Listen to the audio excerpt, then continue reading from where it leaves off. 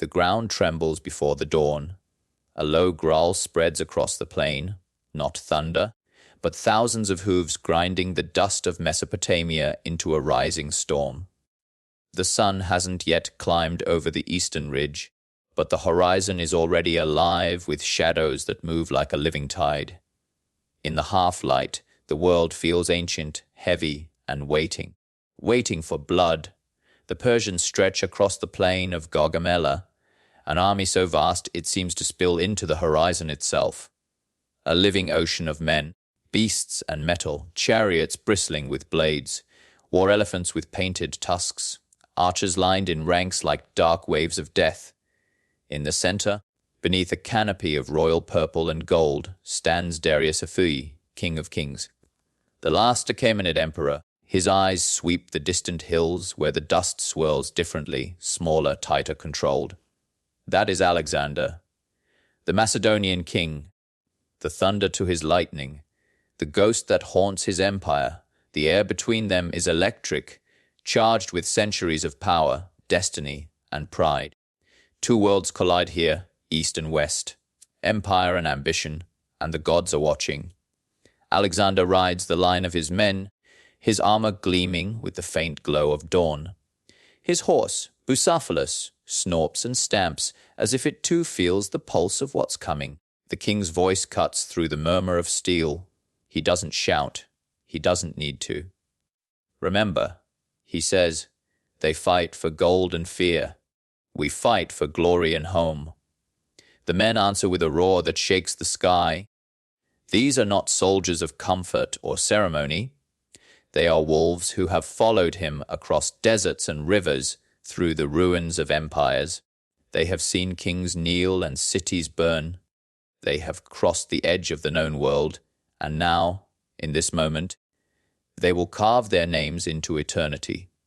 The dust swirls thick around them as if the earth itself can't decide who it will belong to when this is over. Trumpets cry, the wings of the Macedonian army begin to unfold. The companion cavalry, Alexander's elite, shift to the right flank, their armor glinting like a field of suns. The phalanx stands in the center, a wall of spears angled forward, each man a cog in the unstoppable machine of war. On the left, Parmenion, the old general, waits in silence. His orders are clear: hold the line, no matter what. But across the plain, the Persians are restless. Darius's chariots rumble forward, their scythe blades flashing in the sun, ready to carve through flesh and bone. Archers raise their bows, elephants trumpet, uneasy under the weight of the noise. Somewhere, a priest chants a prayer to Ahura Mazda. Somewhere else, a Macedonian whispers one to Zeus. Then, for a heartbeat, the world holds its breath, and it begins. The Persian chariots scream across the sand, their wheels cutting deep furrows, spinning blades slicing the air. The earth shakes, horses shriek, men tighten their grips. Alexander's voice rises above it all, calm, fierce, certain. Now, the Macedonian line shifts, parting like a door opening to hell. Gaps appear, lanes for the chariots to rush through, and the moment they do, javelins rain down. The Persians fall, horses crash. The screams mix with steel and dust. The sky itself seems to turn red. Alexander doesn't wait. He sees the chaos blooming in Darius's center, and he rides, spear raised, eyes locked on destiny. His companions thunder behind him, a storm of bronze and muscle. The sound is like rolling thunder as they slice into the heart of the Persian line. For an instant, the world narrows to one man's breath, one heartbeat. Alexander's spear pierces forward, striking through the shield of a Persian noble, shattering wood and bone. Around him, the battle becomes a blur of movement. Men crushed beneath hooves, the hiss of arrows, the crash of swords meeting shields. Every sound is both alive and dying at once. But before this fury, before this chaos, there were omens. There were dreams. 3 nights earlier, the king could not sleep. The winds whispered across the tents like ghosts of battles yet to come. His generals argued, some urging caution, others hungering for glory. The scouts had returned with tales of Darius's army, numbers beyond counting, the ground flattened by Persian engineers to make space for their chariots. A perfect killing field. Alexander listened, silent, thoughtful. Then he smiled. "Good," he said. "The more they are, the more we have to conquer." To his men, he was not just a king. He was Achilles reborn, a living legend wrapped in mortal skin, but inside he was restless, burning. Every victory had only deepened the hunger. Granicus, Issus, Tyre, each conquest a chapter, but not the ending. He wanted the world, yes, but more than that, he wanted to prove that the gods themselves had not made a man greater than him. Now, standing on the edge of the Gaugamela plain, staring into a sea of Persians, he felt something strange. Not fear, not doubt, but exhilaration. A pulse in his blood that said, this is the moment, this is where legend begins or dies. In the Persian camp, Darius II was awake that night. His counselors spoke of omens, eclipses, strange stars, beasts born with two heads. The priests murmured that the gods were uneasy, but Darius was a king. A king cannot tremble before fate. He had lost at Issus once. He would not lose again. His army was vast, his chariots new, his field chosen. He believed he could crush this Macedonian upstart, this boy, king who dared defy an empire older than his ancestors' myths. Yet somewhere in the silence before dawn, when the fires burned low and the distant hills lay dark and quiet, Darius thought of his bloodline, the kings who came before him, and he wondered if their spirits watched.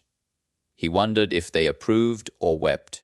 And now, here they stand, two kings, two visions of destiny colliding on an open plain. The earth drinks their fury. The Persians push forward, wave after wave. The Macedonian phalanx braces, the long sarissas, 20-foot spears, thrusting in rhythm a forest of death. Shields lock, feet grind into the dirt, sweat blood and iron fuse into one. The Persian cavalry swings wide, trying to flank. Alexander sees it. He pulls his men, angling right, drawing Darius's line with him, stretching it thin, waiting for the break. Every move is a gamble, a dance with fate. He knows one mistake means ruin. He has fewer men, less space, no room for error. But he has something else, vision. While the Persians rely on numbers, Alexander relies on geometry, timing, instinct. He rides the edge of chaos like a blade. His eyes catch the flicker. The Persian center thinning as Darius overextends. That's the opening. He turns to his companion cavalry, voice cutting through the roar, "Follow me." And they do. Always. Because they've seen what happens when they don't. The wind tears at their cloaks as they lower their spears and charge. The right flank bends like a bowstring, then snaps forward. The Macedonian hammer meets the Persian heart. Dust and blood rise as one. Somewhere in the chaos, a royal chariot wheels toward the fray, Darius himself gripping the reins. His guards surround him, their eyes wide. He sees Alexander, just a blur of bronze and fire, slicing through his men like an avenging spirit. The King of Kings hesitates. For the first time he feels it, not just the fear of defeat, but the realization that this boy has become something greater than fear itself. The roar of battle swallows the sky, and Gaugamela becomes not a fight for land or crown, but for immortality itself. Steel meets flesh. The sound isn't sharp, it's wet, sickening, alive. The air is thick with screams and dust, so heavy you can almost taste it, blood mixed with iron, sweat, and earth. The Macedonian phalanx grinds forward, step by brutal step, their sarissas punching into the Persian front like a heartbeat of death. Each man moves as part of a single living creature, disciplined, unbreakable, spears thrust, shields lock, eyes burn. To their left, Parmenian's line is bending, creaking under the weight of Persian cavalry. The old general holds, gritting his teeth, shouting hoarse commands that vanish in the roar. But the Persians are relentless, sweeping in waves. Their horsemen shout in a dozen tongues, their armor glittering in the morning light. Arrows rain like black rain. The ground trembles with every charge, yet Alexander doesn't turn back. His eyes are fixed on the center. Where Darius stands, that's where the fate of the world will be decided. His companions thunder forward. Their charge is pure violence, precision, and faith. They don't question. They don't hesitate. They follow the man who has never lost. And as they slice through the Persian ranks, something changes in the air. The chaos becomes rhythm. The rhythm becomes inevitability. Alexander's formation curves like a scythe, cutting through the weakest point of the Persian line. Dust blinds the sun. The screams blend into one endless sound. He drives deeper. The world around him becomes a blur. Flashes of gold, screams of dying men, horses rearing and falling. His mind is ice. His heart is fire. He feels the gods in his veins. Bucephalus crashes through a line of Persian guards, trampling bodies beneath his hooves. Alexander's spear is gone, snapped in half, so he draws his sword, bronze flashing red. He strikes left, then right, every blow a death sentence. Blood sprays across his face, warm and bright. Around him, his companions fight like lions, encircling him in a storm of motion. In the distance, Darius watches. The chariots are shattered. His lines are breaking. The air is filled with the stench of burning oil and human fear. His generals shout for him to stay, to rally his men. But the wave is coming. The Macedonians are tearing through his heart. He sees Alexander, and for a heartbeat, their eyes meet across the battlefield. Two kings bound by fate, and Darius breaks. He turns his chariot, snapping the reins, fleeing through the chaos. The king of kings runs. His army sees, and the cracks become collapse. The great Persian host begins to falter. Soldiers drop their weapons, turn, flee. Some throw themselves to the ground, begging for mercy that won't come. The sound of breaking ranks is louder than any trumpet. Alexander sees it, and for a moment, victory gleams before him like the sun through smoke. But then, from the left, a messenger rides hard, shouting over the roar of battle. Parmenion is in trouble. The Persian cavalry has broken through. The left flank is collapsing. If it falls, the entire army could be surrounded. Alexander pulls his horse around, the dust whips at his face. He hesitates. One more charge, and he could capture Darius, end the war, take the empire. But if he abandons Parmenion, his men die. He looks back toward the fleeing chariot, then toward the left where his army bleeds. The choice is a wound that cuts deeper than any sword. He turns away from glory. "To the left!" he shouts. His companions wheel with him, galloping across the field like thunder rolling across the sky. The dust of battle rises, so thick that day turns into a kind of twilight. Shadows move within it, shapes of men fighting, dying, ghosts being born. Alexander's horse crashes through fleeing Persians, arrows hissing past his head. He drives his men toward the left, where the line is bending under the Persian charge. He can see it now. Macedonian soldiers falling back, their formation shredded. Parmenion himself fighting at the front, sword arm bleeding, refusing to yield.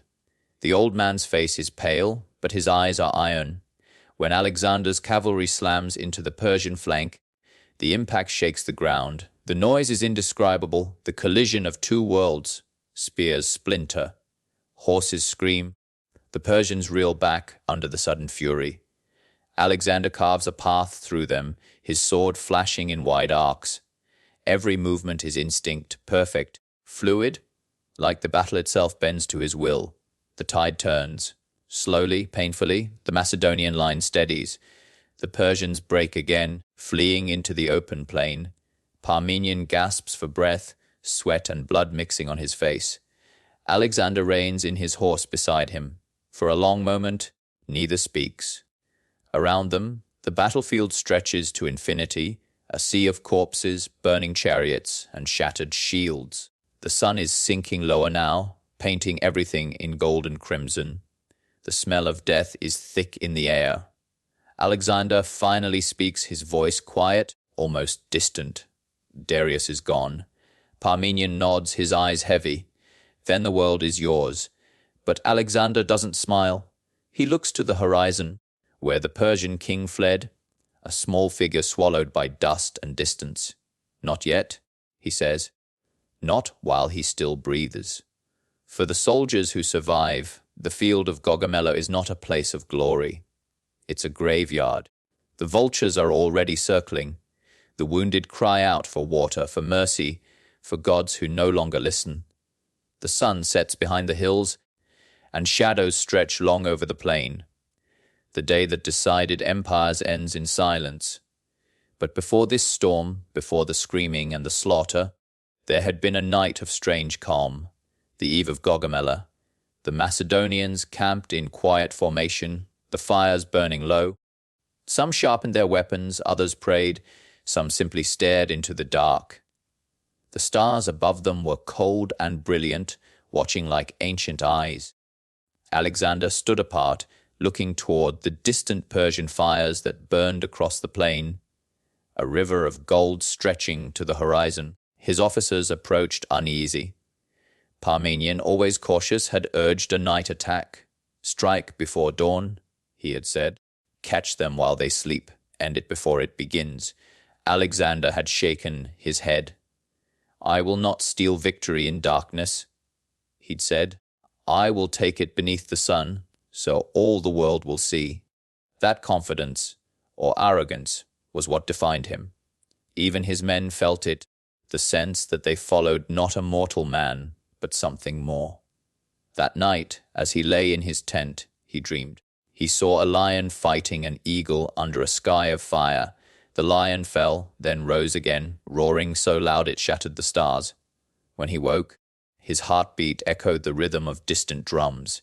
Outside, the horizon was already glowing red.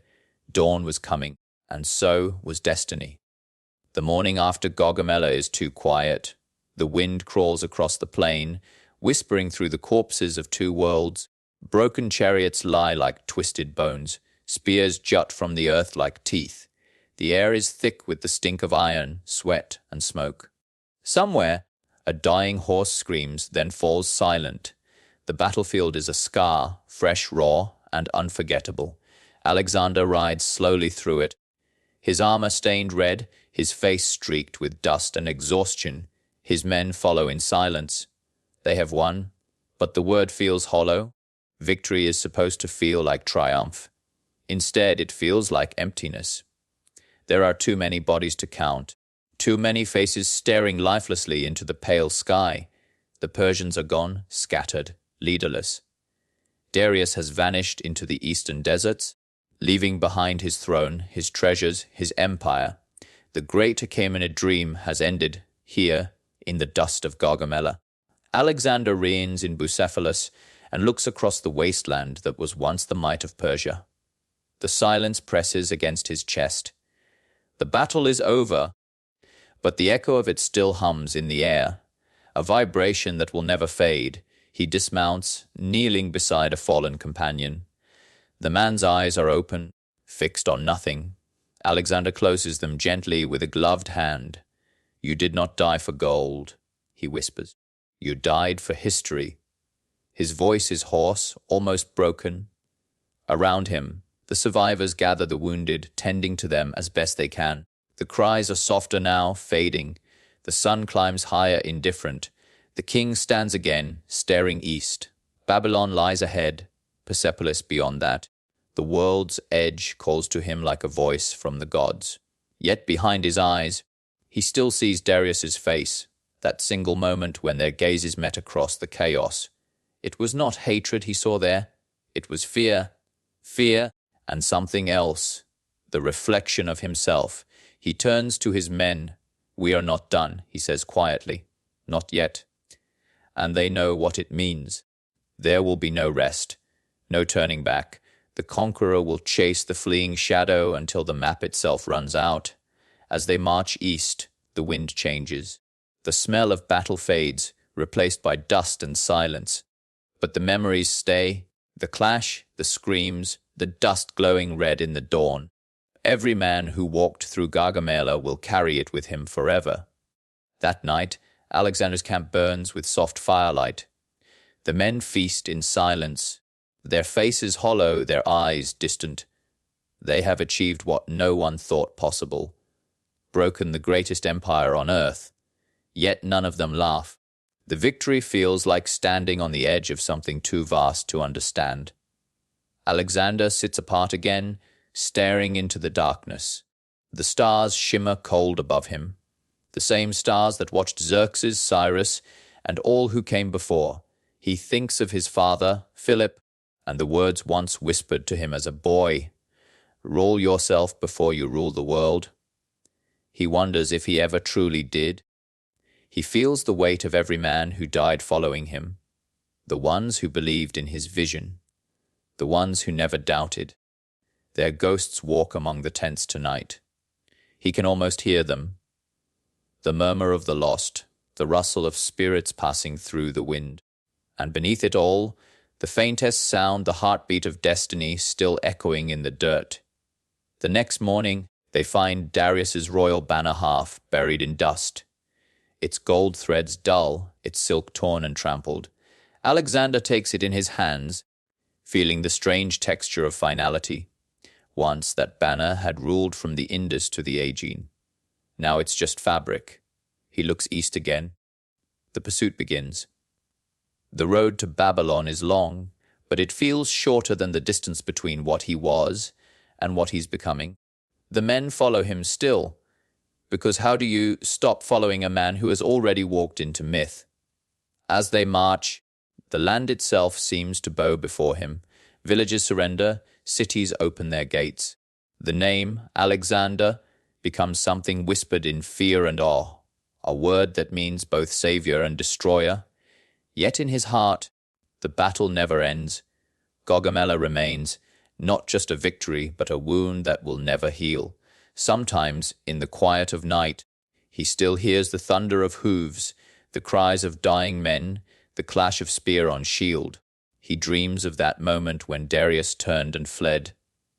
The look in his eyes, the realization that empires crumble not in years, but in seconds. He wakes sweating, haunted, alive. History will remember Gaugamela as conquest, brilliance, divine strategy. But for the men who lived it, it was madness. A place where the air itself turned to fire, where gods were born from blood and dust. As Alexander's army disappears into the horizon, the plain of Gaugamela falls silent again. The vultures descend, the wind covers the scars. The world forgets slowly, but not completely. Somewhere beneath the soil, the bones still whisper. They whisper of a day when two kings met beneath a burning sky, when courage became legend, and legend became man. The sun sets over the plain, painting the world in fading gold. The empire of Persia is dead. The age of Alexander has begun. But in the stillness that follows, one question lingers, one that no victory can silence. When a man conquers the world, what's left for him to conquer but himself?